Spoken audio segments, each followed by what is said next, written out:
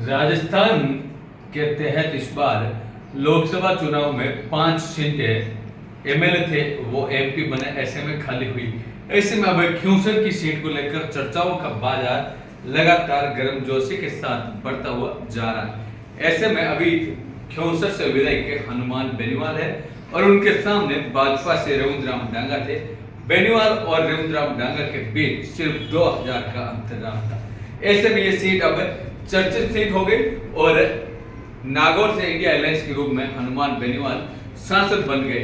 ऐसे में खियूंसर की चुनाव में एमएलए के उम्मीदवार के रूप में रालोपा से कनिका बेनीवाल का नाम सबसे आगे चल रहा है, क्योंकि कनिका बेनीवाल हनुमान बेनीवाल की धर्मपत्नी है।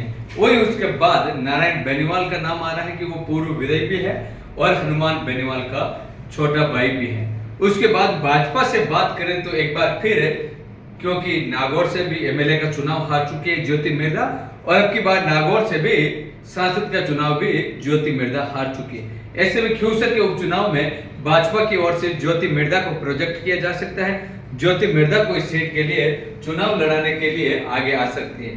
ज्योति मिर्धा को यदि उम्मीदवार नहीं बनाया जाए और वापस करीबी टक्कर में पिछली बार हनुमान बेनीवाल से मात्र 2000 वोटों से हारने वाले रविंद्र डांगा को भी एक बार फिर टिकट दिया जा सकता।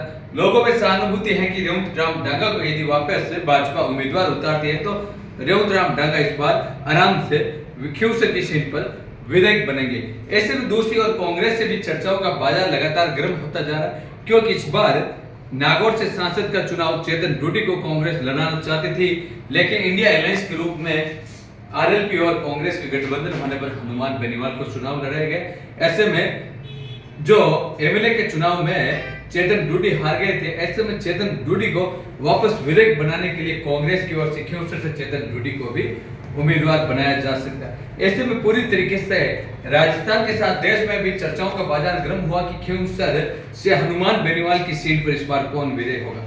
इस चर्चाओं के बाजार में देखने के लिए एक बड़ी रोचक होगी, क्योंकि यदि रविंद्र डांगा इस बार चुनाव लड़े भाजपा से, इस बार भाजपा की सीट आराम से निकलती हुई दिख रही है, और यदि चेतन डूडी को भी कांग्रेस से टिकट दे तो चेतन डूडी के सहानुभूति के रूप में चेतन डूडी भी इंडिया अलायंस के गठबंधन के रूप में इस सीट को जीतते हुए नजर आ सकते हैं। यदि ज्योति मिर्धा को एक बार फिर खियूंसर से उपचुनाव में उतारा गया तो इंडिया अलायंस के रूप में मजबूती से ज्योति को हराने के लिए सभी दल एकजुट होकर ज्योति को इस चुनाव में हरा सकते हैं। तो देखने वाला मुकाबला होगा कि खियूंसर के उपचुनाव की सीट पर कौन उम्मीदवार बनते हैं और कौन जीतते हैं, ये तो आपको देखने वाला समय ही बताएगा। धन्यवाद।